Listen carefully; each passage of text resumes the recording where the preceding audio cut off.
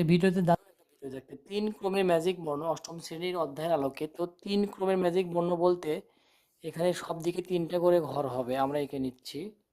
3 ক্রমের ম্যাজিক বর্ণ করতে গেলে আমরা প্রথমে সব দিকে আমরা করে নিলাম। 3 ক্রমের ম্যাজিক বর্ণ দেখেন সব দিকেই 15 হবে। তো তার জন্য আমরা মাঝখানে দিব 5, মাঝখানে দিব কত 5, কলমটা লিখতেছে না 5।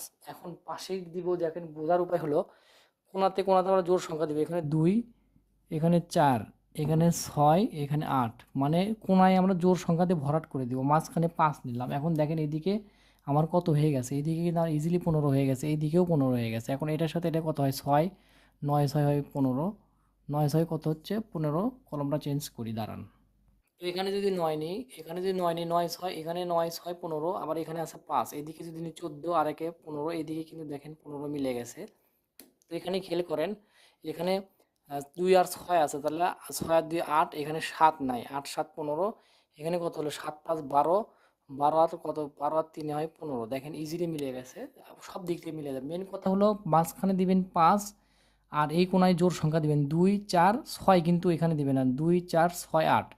3 করে ম্যাজিক বর্ণ সব দিকে আমার 15 হয়ে যাবে, সব দিকে 15, সব দিকে 15। কোন দিকে যাবেন, সব দিকে 15, সব দিকে 15। তো যাই হোক, এটা খুব ম্যাজিক একটা বর্ণ, খেয়াল করে দেখবেন।